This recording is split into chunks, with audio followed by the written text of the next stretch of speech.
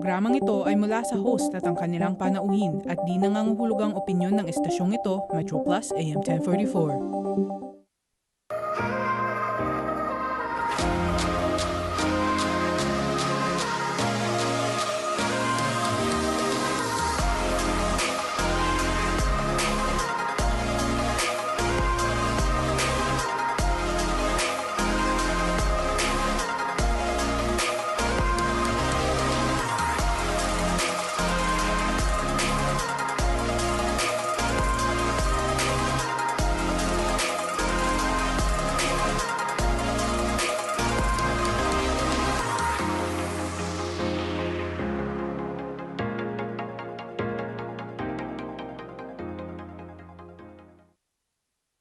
Balik po tayo sa ating programa at 6 minutes past the hour of 9 o'clock. And we are back on the final Thursday for the month and the final Thursday for the year 2021. Kuya Mike po, DJ Jin on the other side. And we're going to be together all the way till 11 o'clock. Maraming salamat po sa inyong mga pagtangkilik sa ating programa sa araw na ito. Saan man dako po kayo ng daigdig na nakikinig po sa atin, maraming salamat. Magandang araw po sa inyong lahat. Binabati po na namin ang mga kasamahan po natin all the way from excuse me, North Pole. Tapos dako na po natin North, Central and South America. Europa, kabuuan po ng Africa, gitnang silangan, dakuan po natin ang kabuuan ng Asia, Australasia, kasama dyan ng New Zealand, karating ng mga isla, and down under, of course, sa South Pole. Bumabati po kami sa inyo ng magandang gabi, magandang araw, magandang hapon, at magandang umaga kung kagigising lang nyo po. Lalong-lalo na sa mga lugar kagaya ng si Tita Melania dyan sa Pennsylvania, sa Philadelphia. If I'm not mistaken, papasok na yata siya sa trabaho. Or pauwi na siya sa trabaho. I think ang kanyang schedule yata yung tinatawag nating graveyard shift. Okay, sa mga kasamaan po natin sa araw na ito, paspasan lang natin ha. Dahil marami tayong tatalakayin sa araw na ito. And these are in fact breaking stories na kailangan po nating i-share sa inyo, no? At tuloy-tuloy po tayo sa ating programa dito po sa PTS. Thursday edition, ang kalagayan po ng panahon sa darating pong 8 araw. Kanina, nagkaroon ako ng pagkakataon bago tayo mag-umpisa sa ating programa here. Medyo mid-afternoon, mga 3 to 4 in the afternoon, super bright and sunny skies, and I took that picture and posted it earlier. Grabe, napakaganda po ng panahon. At inaasahan na magtutuloy po itong kagandahan ng panahon mula sa bisperas ng bagong taon all the way till Lunes. Inaasahan po ang ating temperatura ay halos magkasintulad po. Mababa po ang humidity, perfect weather, bright sunny skies. Medyo maulap lang po ang panahon bukas pero tuloy-tuloy po ang kagandahan po ng panahon. Inaasahan ang temperatura po natin sa 4 na araw.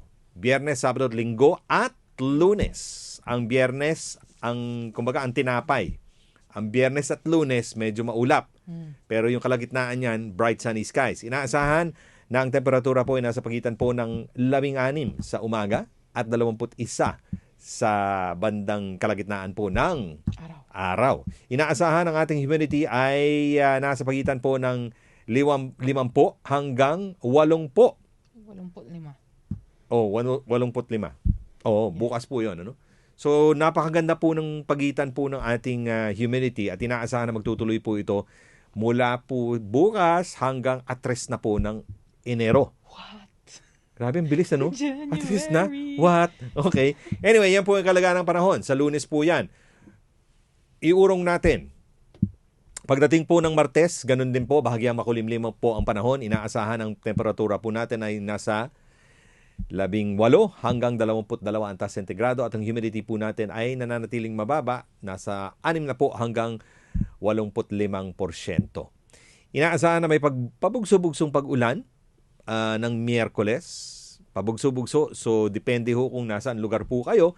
Doon baka mamaya makaranas po kayo ng pag-ulan. Inaasahan ng temperatura po ay nananatili. Perfect weather po yan, 19 to 22.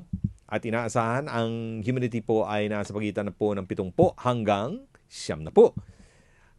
Pero okay pa naman yan kasi medyo mabigat lang yan pag nag-95 na no? 90 medyo borderline po yan. Maulambon po tayo ang ating panahon sa Enero 6. Huwebes. Huwebes po yan. Inaasahan ang temperatura po natin ay nananatili 19 hanggang 22 antas sentigradong. Humidity po ay bahagya pong umakyat ng 75 hanggang 90 na po. At At maulan na naman po ng Biyernes. Ikapito na po ng Enero yan. Tandaan nyo po, ngayon pa lang at 30 na tayo. Sa susunod na Biyernes, ikapito na po ng Enero. Inaasahan ang temperatura po natin ay nasa pagitan po ng 18 hanggang 21 antas sentigado. Ang humidity po natin, bahagya pong mataas, 75 hanggang 90 na po. Yan po ang kalagayan ng ating panahon sa darating pong 8 araw. Yes! My goodness. Grabe, napakabilis po ng panahon. Why? At why? The butterfly. In the meadow, it's flying high. Hey, mula sa caterpillar, naging Butterfly. yes. Okay, tuloy-tuloy tayo sa ating programa at gusto natin ibalita po sa inyo ito, ha? Mukhang nakapasok na po ang Omicron variant sa local community. Ito po ay kumbaga kadugtong po ito ng dalawang kaso po na kumbaga nakadugtong po doon sa Cathay Pacific Air Crew member na nakumpirma, no? Na ito ay nagdala ng transmittable variant dito po sa Hong Kong. Dalawa po ang kumain sa isang restaurant sa Festival Walk sa Kowloon Tong noong Lunes. Okay? So medyo mabigat pong sitwasyon ito, ha. Ito lang sabihin muna natin sa ating mga balita sa araw na ito, no. Nasa na ba 'yon? Mas kompleto kasi dito sa aking telepono eh. Ito po nakasulat po dito. Ayan. Hong Kong has recorded 2 preliminary positive infections of the coronavirus's Omicron variant suspected to have been transmitted in the community for the first time. Okay? Ito po originally imported. So, ito yung preliminary positive, ano? So, ibig sabihin ito, patapos ng testing na ito, kailangan pa i-test ulit ito para makumpirma kung talagang Omicron ito, ha? The 2 cases were linked to a Cathay Pacific Air Crew member who was earlier confirmed to be carrying the highly transmittable variant, and both had dined at the Moon Palace restaurant at the Festival Walk shopping center in Kowloon Tong on Monday. One of them was a family member of the Cathay employee, and the other patient was also a diner at the restaurant. Sources said the latter sat at a separate table not far away, but not next to each other. The Center for Health Protection, or CHP, was also believed to have collected a large amount of environmental samples from the affected restaurant for testing. Responding to the Post inquiry on the suspected case, respiratory medicine expert Dr. Long Chi Chiu said, "It has been 4 days since they dined there. We are not sure whether there were also transmission chains in other places. The problem is rather big now." He added that the test results indicated there was transmission within the restaurant, with concerns centered on whether some staff might have been infected. So tuloy-tuloy po ito, ano? This will be a series of updates na tututukan po natin para malaman po natin kung ano ang dapat kumbaga nating gawin sa mga darating pong mga araw. Kasi medyo mabigat po ito, ha? Hindi po natin pwedeng isatabi po ito. Sabi nga natin, ang paghawa nito ay napakabilis po, no? Napakabilis po nung paghawa nito. At gusto lang natin siguraduhin, okay? Gusto lang natin pong siguraduhin para dito sa pangyayaring ito, kinakailangan bumalik na naman po tayo sa pag-igting ng sitwasyon kasi locally transmitted na ito, no?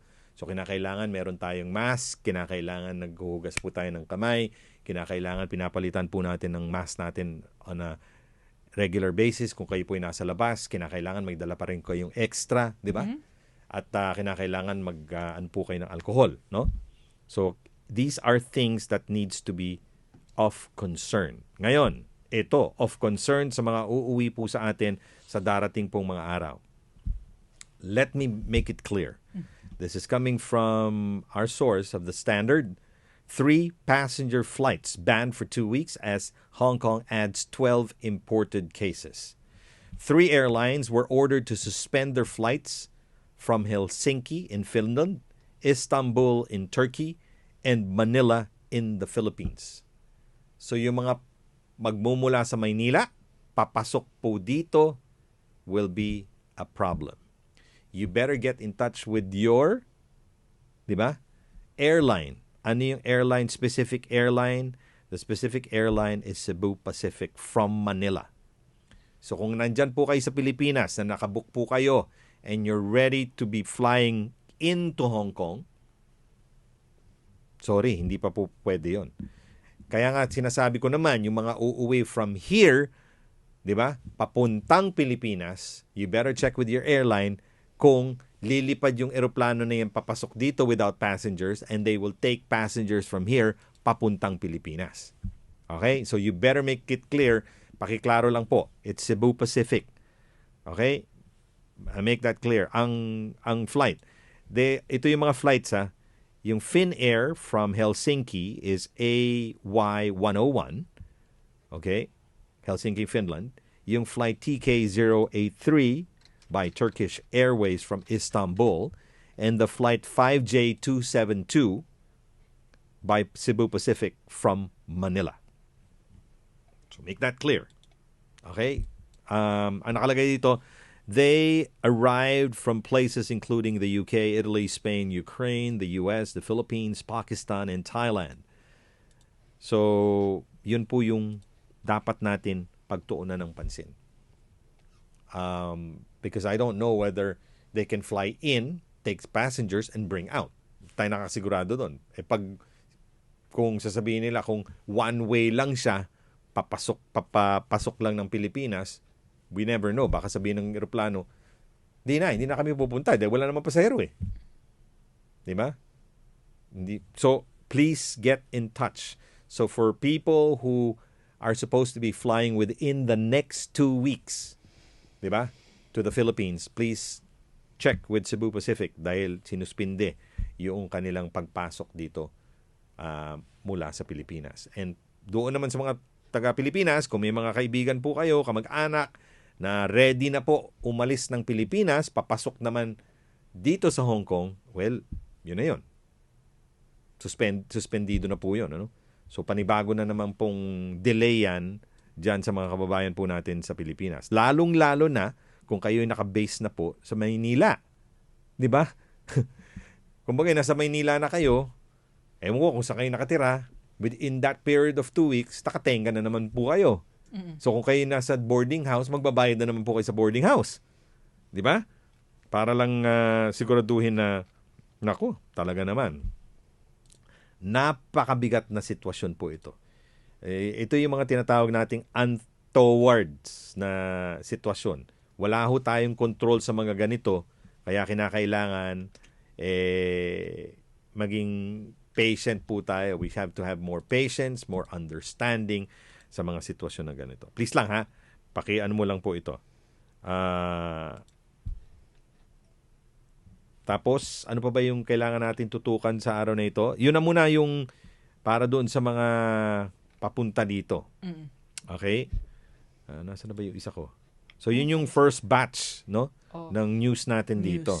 Ito ngayon, ito nga yung sinasabi natin, nakalagay na dito. Kulang-kulang daw, up to 1,000 foreign domestic helpers could be affected as the Hong Kong government ordered a 2-week suspension of a passenger flight from the Philippines. The Center for Health Protection on Thursday grounded Cebu Pacific 5J272 from Manila, the Philippines, for 2 weeks as 3 passengers on board arriving on Wednesday tested positive at the airport earlier. Wednesday, which is kahapon. Dala po ito. Ito yung dala mula sa Pilipinas. Yan yung sinasabi nila, di ba? 3 to 4 passengers in the same flight, isususpindi talaga yan. According to the latest flight suspension mechanism, if 4 or more tested positive for COVID-19 upon arrival in Hong Kong from the same route within a week, that route will be suspended for 2 weeks. A 36-year-old Filipino domestic helper who arrived on Monday on the flight was reported as an imported case on Wednesday. The total number of passengers infected on the COVID-19 increased to 4. Yun na po. 4 in the week. Wow. So Monday at saka nung Wednesday, tatlo nung Wednesday, isa nung Lunes, suspendido po yan. Shocking. Okay, sabi ni Chung Kitman, who chairs the Hong Kong Employment Agency, is expected 1,000 helpers will have to be rescheduled or will have to reschedule their trips. Ang masakit diyan, nakabook ngayon kayo sa mga inyong mga kumbaga quarantine facilities. Yes. 'Di ba? And nagkaroon na naman po ng rigodon recently din. 'Di ba? Dahil tapusin lang muna natin to ha.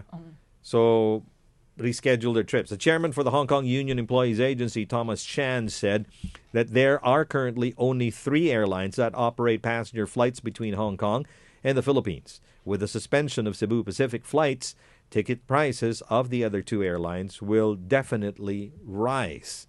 He added that the industry has started making arrangements for helpers after getting wind of the news earlier in the morning before the suspension was officially announced in the afternoon. He was worried that it would be difficult for the helpers to rebook quarantine hotel rooms. Ito na yung sinasabi natin.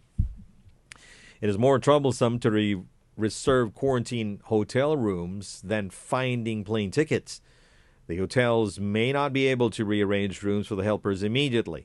All the efforts put into reserving rooms vanished in one night. Ito ngayon yung mahirap dyan, di ba? Recently, which we got all information on a Tuesday, nung lumabas po tayo sa programa, and also on Tuesday night, if I'm not mistaken, naglabas ang Labor Department ng panibagong information na wala na pong ilalagay ng mga foreign domestic helpers sa Penny's Bay. Di ba? Tatanggalin na ho nila yon. So from kung ano na lang yung nalalabi doon, specifically yung uubusin na po nila yon. Yung panibagong booking ngayon doon sa iba, ang gobyerno na po, tandaan nyo po ito ha, ang gobyerno na po ng Hong Kong ang magfa-facilitate nung transfer nyo from Penny's Bay to the Sky Hotel sa airport. Imagine nyo yun. Dahil gusto nilang i-reserve na ngayon yung Penny's Bay in anticipation sa pagdami po ng Omicron na mahahawaan. Yung spread. Correct. So, technically, walang dinagdag. Okay? Take note. Technically, wala hong dinagdag na hotel. Nananatili po ring 3 pa rin. Yung Sky Hotel, yung sa airport, yun yung panibago. It's about more or less about 1,000 plus rooms. One. Okay? Yung pangalawa naman is yung Rambler sa Chinyi. Nananatili po yon. At yung pangatlo is yung Courtyard Marriott sa Shatin. Di ba? So nananatili pa rin po yung bilang na halos pareho. Di ba? Ang ginawa lang nila, cleaner na po nila yung doon sa Penny's Bay. So wala na pong magiging, kung nag-book yung mga employers nyo doon, di ba, doon sa Penny's Bay, i-absorb na po ng gobyerno yung cost at i-transfer na kayo sa Sky. Wow. Grabe, no? Ganyan ka systematic ang gobyerno dito. And in fact, nakakaano nga eh. Hindi ako magbabanggit ng pangalan ha. Meron kami isang kakilala na umuwi mula sa ibang bansa papasok dito. Ito lang, recently lang, no? At naghahanap po siya ng hotel room. Madaling kumuha ng flight, kagaya ng sinasabi ng mga Yeah, flights 'Di ba? are easy. Flights are easy to come in. Ang problema, Hotel. yung hotel. Eto ngayon. Okay? Dahil nasa balag ng alanganin yung relative niya at mayroon ng sulat mula sa hospital authority. So, wala siyang makuha ang hotel until Marso. Tingnan niyo po ito ha, until Marso. So, ang ginawa, yung mismong parang website, no? Or app na kung saan siya nag-book para sa Marso, binigay nila yung sulat tungkol dun sa kamag-anak. Mhm. Ang ginawa, ni-refund po yung pera noong kakilala namin na supposedly siya po ay darating lang dito in March. Ni-refund yung pera, hinanapan pa siya ng hotel. Galing, no? Hinanapan noong mismong na yon dahil nga sa urgency ng pagpunta niya rito dahil nga doon sa kamag-anak. Hindi kayo maniniwala. Noong last Monday, not this Monday, but last Monday, nakabalik po siya. Wow. Galing, ano? Wow. Ang galing ng situation. Tapos ito yung tinatawag nating sistema. Yung kaibigan namin,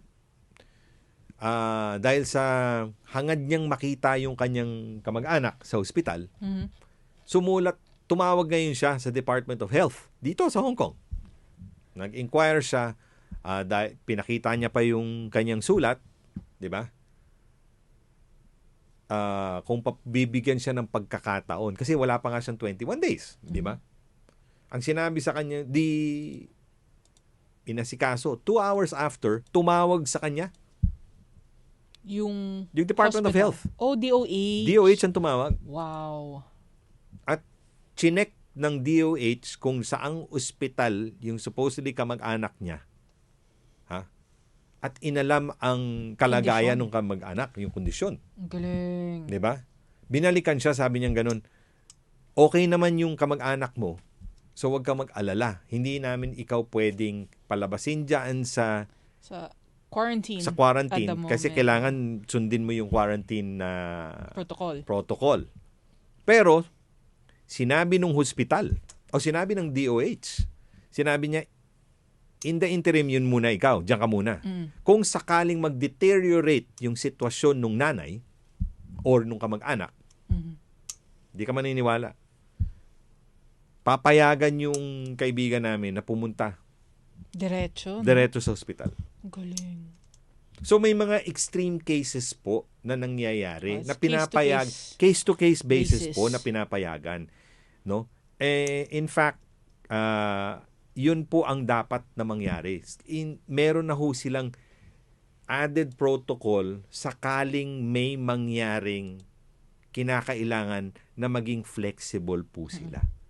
Ganun po ka tindi yung ang pamamalakad dito sa Hong Kong. Kaya nga hindi natin masasabi na sasabihin na napaka-stricto, 21 days yung di ba? Yung sinasabi, di ba? Bakit naman 21 days? Napakahaba naman nung kinakailangan na to. Ganun talaga. Di ba? Pero yung sinasabi natin, ganun talaga siya eh. Wala tayong magagawa doon. Lalong-lalo na ito pag kumalat po itong Omicron. Oh no. Mas matindi po ito. Kaya nga, ako, para sa akin, sa mga kababayan po natin na nakikinig sa atin ngayon, lalong-lalo na nandyan po sa Pilipinas. Napapasok pa rin po kayo dito. Magkakaroon na naman po ng isang araw ng tinatawag nilang Vaccination Day across the nation sa Pilipinas. Okay? Kasi may mga dagdag na hong bakuna eh. Mm-hmm. Okay. Let me just tell you na mas mabuti po kung kayo po'y babalik pa dito. Mm-hmm. In the next, sabihin na nating 1 month, 2 months, 3 months. Di ba? Hinihikayat ko na po kayo na magpa-booster shot na po dyan sa Pilipinas. Kung ano yung, kumbaga, ang hinahanap kasi ngayon, kung magpapa-booster po kayo, lalong-lalo na sa kung let's say nakapag-BioNTech po kayo, hanapin niyo po yung Pfizer kasi ang pangalan diyan sa Pilipinas Pfizer BioNTech Oo. 'di ba? Dito kasi Bio- BioNTech Fusan Pharmacies, Yes. 'di ba? So magpa-booster na po kayo diyan Yes, if possible. if possible, 'di ba? Para yung immune system ninyo at saka yung efficacy noong protection sa inyo ay manatiling mataas. Yun lang yun. That's all it takes. Yun lang po. Ngayon, ang alam ko, dito, bubuksan na nila yan by January, which is just around the corner, no? Na para sa lahat na po, from 18 years and above, para sa booster shots. Kung ako, kunin nyo na po yung booster shots. Okay? Kunin nyo na po yung booster shots. Mag-apply na po kayo. A number, si Catherine Del Valle, di ba?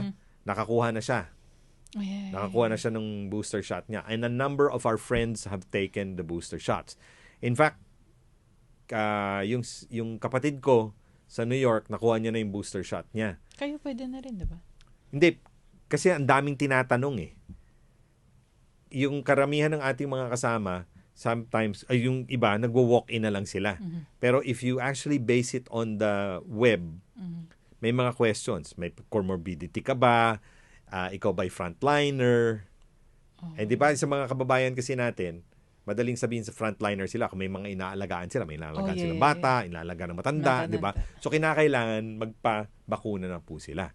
But like I'm saying to you, take the booster shot. Yes. Okay? Pero sasabihin niya, wala namang, wala namang, paraan ba tawag dito? Wala naman siyang kasiguraduhan na hindi ka tatamaan. Ang puntos doon, wala naman tayong sinasabing kasiguraduhan na hindi tayo tatamaan. Yes. Ang puntos doon is kailangan maprotektahan po tayo.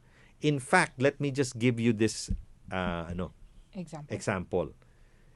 Pag kumukuha po tayo ng flu shot, okay? Di ba? Taon-taon natin kinukuha yon, di ba? Especially for 50 and above.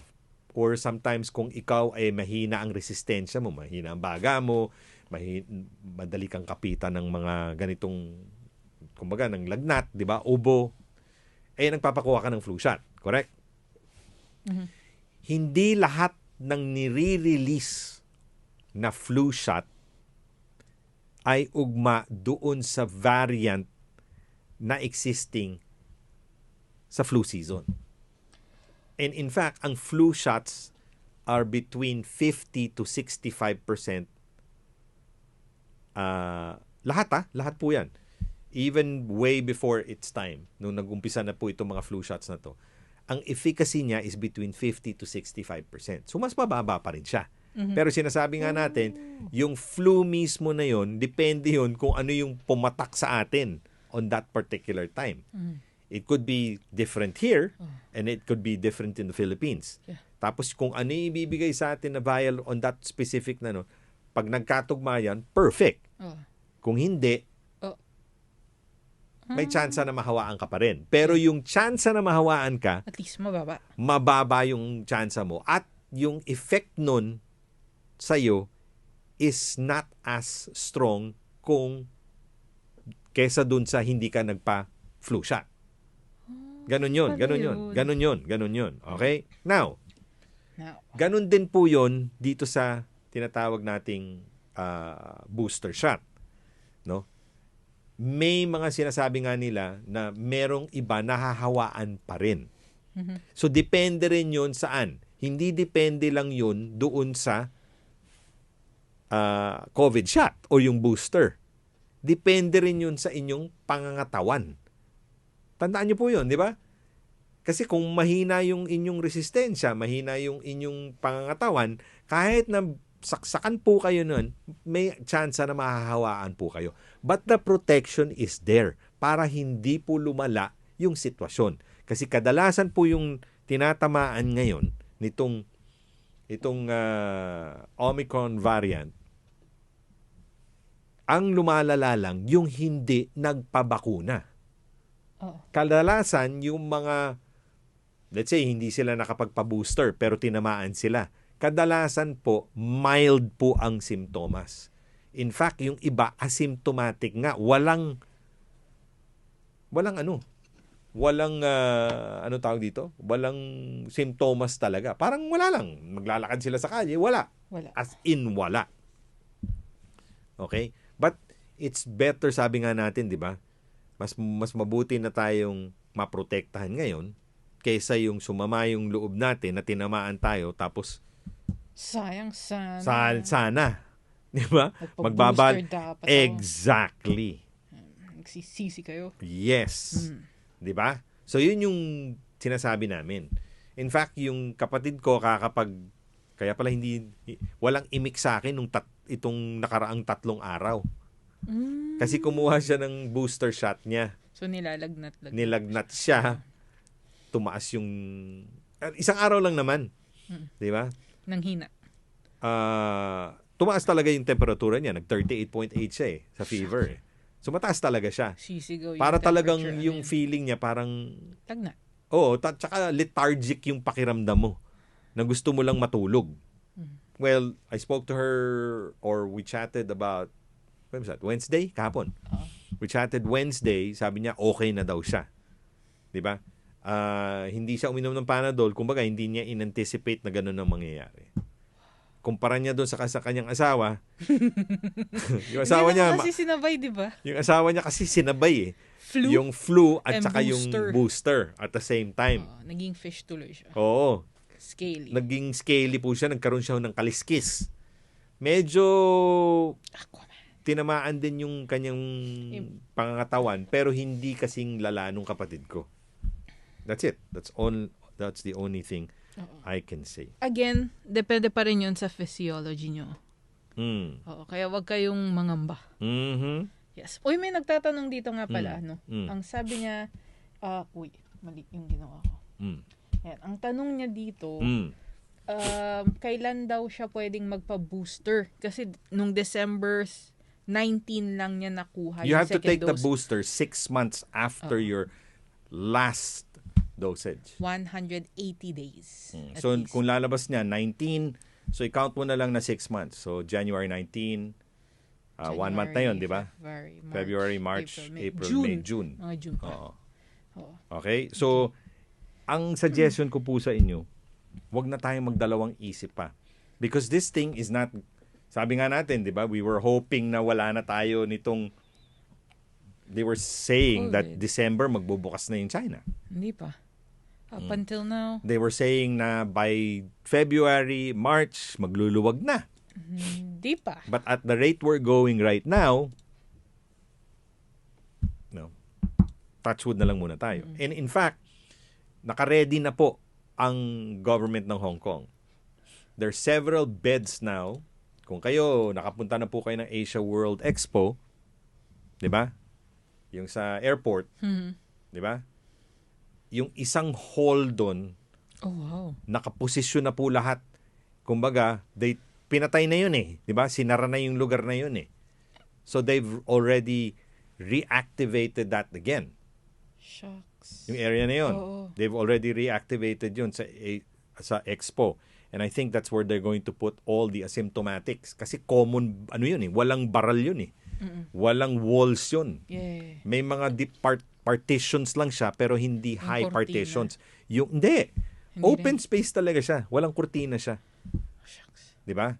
Kasi asymptomatic eh, 'di ba? So doon kayo ilalagay na super lamig ng lugar na 'yon. Second, kaya nga po unti-unti na nilang tinanggal yung mga foreign domestic helpers sa Penny's Bay kasi kung ano yung nakaalat doon na over 1,500 yata eh, 'di ba? Na mga capsulized freighter doon na rin nila ilalagay yun. So kung ano yung nakalagay sa Asia World plus yung nandun sa Penny's Bay, yun po ang gagamitin nila sakaling hindi kayanin ng ospital. Oh, wow. Hindi ng hotel, ng ospital. Wow. Kaya ready sila. Kita mo, bago sila mag-isip, di ba? Bago mag-isip kung ano man ang papasukin, ready na sila. Okay? So, just, ano lang tayo, ito yung sinasabi ko huwag tayo mag-panic kasi we're giving you all the right information. Yung tamang impormasyon. Hindi lang word on the street. Yes, yung tamang impormasyon lang. Kasi mahirap po yung kung ano yung naririnig nyo, tapos saliwa yun dun sa totoo, panic na yan. Panic na yan, guaranteed yun. Okay? So ulitin ko lang po, yung mag-uumpisa, I think tomorrow, mag-uumpisa na po, yung wala na po munang flights mula sa Pilipinas patungong Hong Kong via Cebu Pacific. Kasi isa lang naman ang flight ng Cebu Pacific 'Di ba? So wala na po 'yon. Ngayon, doon sa mga nakabook for the next 14 days mula dito pabalik ng Pilipinas, please check with the airline kung itutuloy nila 'yon. Now, if assuming hindi nila ituloy yun, then you have to find ways, lalong-lalo na, yung mga pinauwi ng immigration. Right. Marami po ang pinauwi ng immigration. Hindi ko nababanggitin kung sino siya. Dahil kilalang-kilala namin, ano rin to, dumulog Kaibigan din sa natin, amin to. oo. Kaibigan namin dito sa programa yan. Avid listener po ng programa siya. Dininay po yung visa application niya. Okay? So they had to go home. Binibigyan po sila ngayon ang immigration po doon sa pinapauwi. They're going home supposedly January 5. Right? Yun na yung last day nila. So they have to find a flight anytime from now till January 5. Okay? So yung ano dito, binigyan po sila ng isang sulat na may selyo na hindi nila pwedeng buksan. Yon ay ibibigay doon sa immigration officer paglabas nila. 'Di ba? So alam naman natin, pag lalabas tayo, sakay tayo ng eroplano, meron pong ibibigay nila yung sulat na yon doon sa immigration officer na nakadestino sa airport. Anong laman nun, di natin alam. Okay? So, let us be a bit more concerning sa mga situation na ito nga yung sinasabi nila. Ano yung sinasabi nila, DJ Jin? Ito yung sinasabi nilang ano ba yun? Dahil daw maaaring konektado ito doon. Naghihigpit ang immigration dahil nga sa job hopping. Lumabas na po ito over the weekend, yung isang officer ng labor department at sinasabi niya paiigtingin nila lalo yung pag-imbestiga sa mga job hopping. Ngayon, itong masakit dyan Maaari di umano, itong mga, kasi 7 yun Nasa picture sila, pinadala sa amin ng kaibigan namin So far, 7 yung nakita namin ha. And I'm sure there's more to that kasi meron pang nung mas maaga pa. And let me just reiterate, hindi lahat ito ay sila lang ang nakipag-diskusyon doon sa or umapila sa immigration. Yung iba dito sa 7 na nakita namin kahapon, na pinadala sa amin yung litrato, hindi kayo maniniwala. Kasama pa yung prospective na amo. Na mismo yung among dapat na kukuha sa kanila at pipirma sa kanila ng bagong kontrata is saying na nandun sila, umaapila sila na kailangan na nila itong helper na ito. No go. Okay? So, doon sa mga kababayan natin na nag-iisip, sakaling maliit lamang na bagay. Tandaan niyo po ito maliit lamang na bagay na pinagdidiskusyonan niyo ng amo ninyo.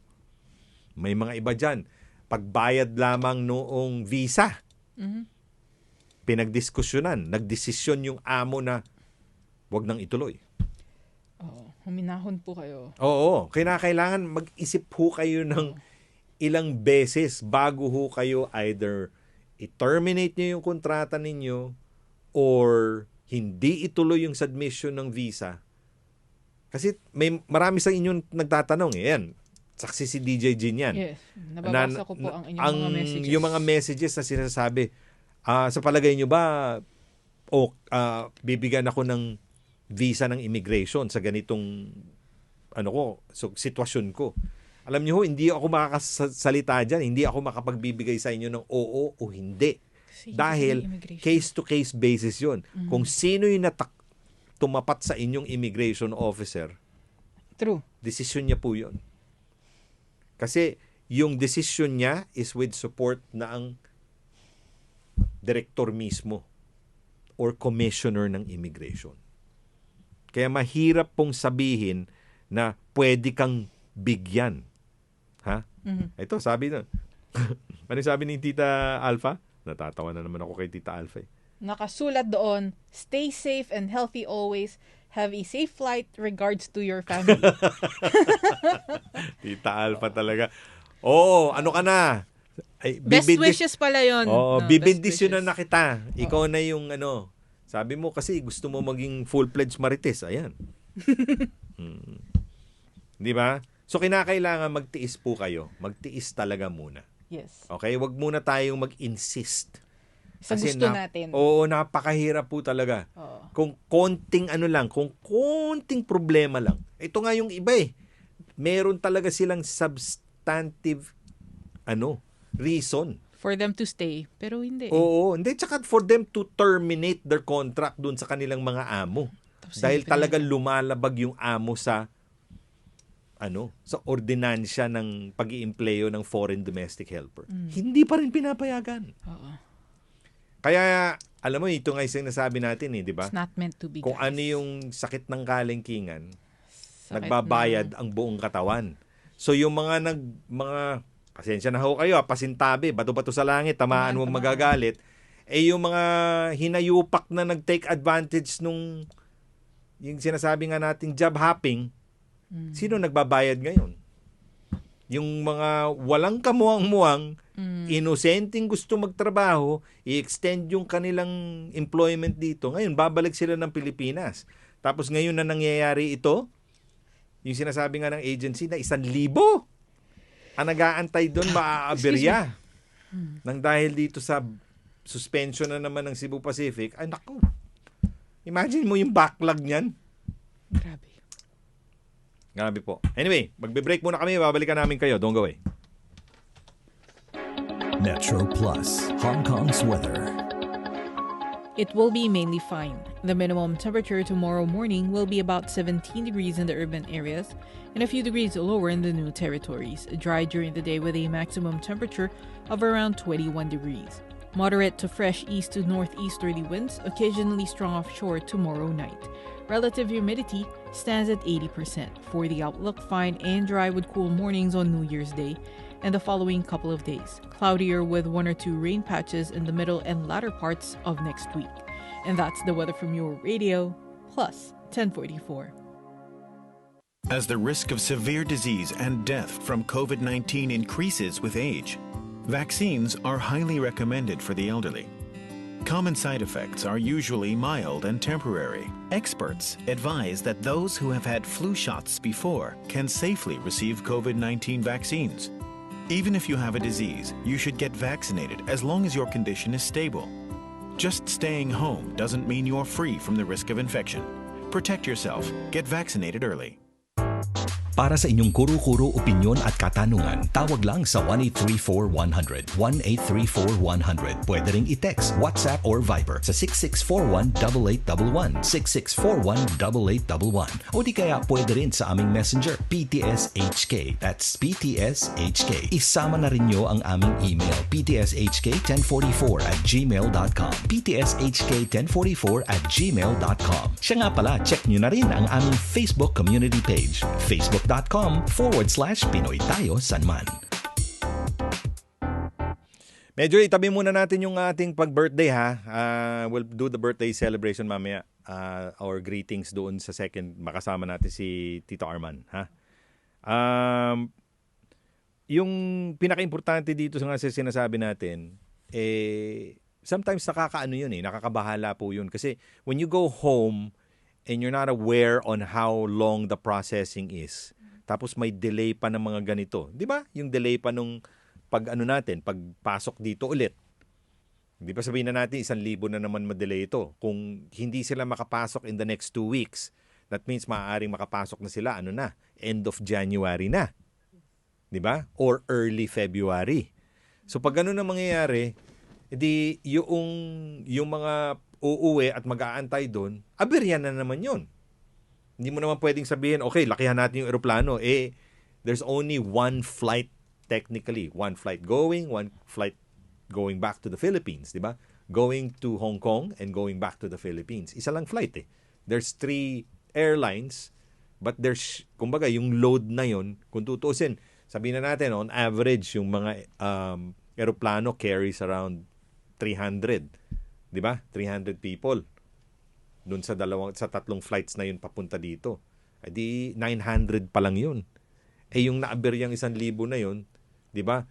Ngayon, maghahanap ngayon yun ng panibagong airline na makakapasok po sila dito. Kung nagkataon na naman na positibo na naman yung dumating dito. Di ba? Within a period of 1 week, kinakailangan hindi po kayo lalagpas ng 3. Pag nag-4 na po kayo, suspendido na naman yun. Di ba? So, sa mga sitwasyon na ganito, yun na nga yung sinasabi natin sa inyo. Gusto ko lang sabihin sa inyo po ito. There are very strict protocol measures of quarantine here. In fact, ang dami na hong nagko-complain. But at the end of the day, ang responsibilidad nasa atin. Hindi po nasa hindi po nasa posisyon. Ito make it clear, hindi lamang po ito nasa posisyon ng gobyerno ng Hong Kong. Kaya yun po lagi naming sinasabi sa inyo, if possible, may mga 2 linggo bago ho kayo umalis, kinakailangan mag-self-quarantine na po kayo. Yun lang po. Yun lang po ang gusto kong sabihin. Because when that happens, it's easier for you to have that. Di ba? It's easier for you to have that peace of mind na pagdating nyo dito, kampante ako, hindi ako tinamaan eh. Yun lang yun. Di ba? Tingnan nyo po sa Pilipinas ngayon, di ba? About a week ago, ang bilang natin was already in the 200s. Nag-100 na nga eh. Ngayon, 1,600 na naman. Grabe. Diba? Tingnan nyo ho yung mga umiikot. Diba? Nagbibigay babala na naman or reminder na naman ang ating mga kaibigan.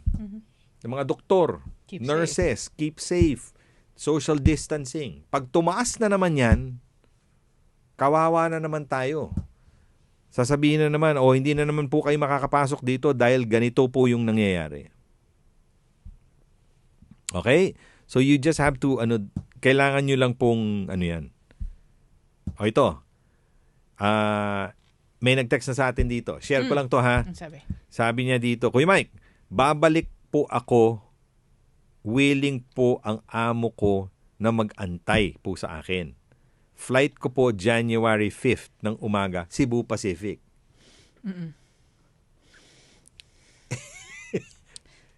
That means hindi ka na makakauwi niyan. Kasi banned yung Cebu Pacific. Yeah. Kaya nga tingnan mo muna. 'Di ba? Tingnan mo muna, tanungin mong Cebu Pacific kung lilipad sila mula dito pabalik ng Pilipinas at susunduin kayo. Ito ang message ng agency ko kanina. Kaya pumunta po ako sa Centrals to sign a new contract. Same employer po. Okay? Okay. Ito ngayon yung sinasabi naman ng isa. Tinawagan niya daw yung immigration officer to ask about, I just called an immigration officer and asked about your case. He said, if the employer is willing to wait for you, it's better to submit a new application than ask to expedite it. The old case was refused and closed already, so it will be confusing to reopen and review again. So you just come to my office at 4 p.m. Ito yung sinasabi ng kaibigan natin ha. Pupunta daw siya doon ng 4 p.m. para sa panibago. No need to go to the immigration. Okay. Ang ibig sabihin nun, dito sa sitwasyon na ito, let's make it clear. Yung kaso ninyo na hindi inaprubahan yung visa ninyo ng immigration for whatever reason na ginawa ng immigration doon, wala na yun, close case na yun. End of story na yun. So, kailangan yung gawin ngayon is mag-reapply ulit pero with the same employer. Kung willing yung employer na yun, mag-antay sa inyo. Kasi kung technically nga speaking, ang application of a visa will take between 6 to 8 weeks. Di ba?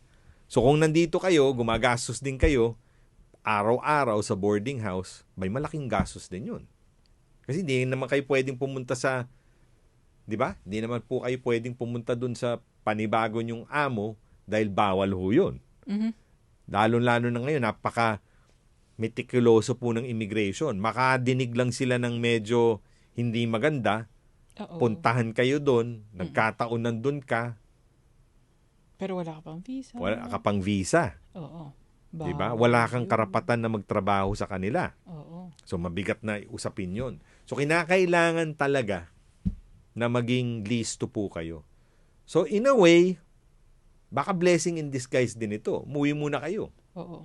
Diba? Oo. Not meant to be yung pagstay nyo dito. Correct. Not meant to For be. the meantime. For the meantime. Oo, diba? Maging matyaga na lang muna kayo. Konting higpit ng sinturon. Oo. Baluktot. Mamaluktot Something. muna kayo kung hindi kasya yung kumot. Hindi kayo pwedeng takpan talaga kahit na malamig. Pasensya na lang muna. Pero ito nga yung sinasabi natin. Kung ano yung ginawa nung iba na nag-job hopping, bilib ako sa inyo, mataas na sweldo nyo. Pero tingnan nyo rin naman yung mga taong nadamay ng dahil sa inyo. Yes. Diba? Yun lang talagang mahirap dyan. Diba? Tandaan nyo po, yung sinasabi ni baka naman po not fully disinfected. Tandaan nyo po, hindi natin may blame ito doon sa airline because you cannot get COVID in the airline. You cannot. Hindi nyo po kasi meron pong incubation period yun eh. Oo. So maaaring sa Pilipinas ninyo nakuha na yun.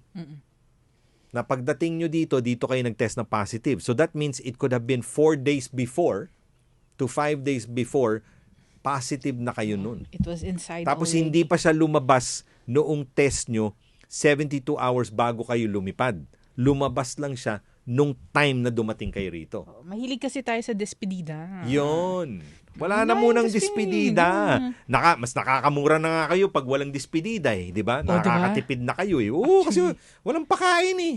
Dagdag gastos yun, guys. So, imposible yung nahawaan ka mismo sa aeroplano today, pagdating mo dito, tines ka, positive ka na.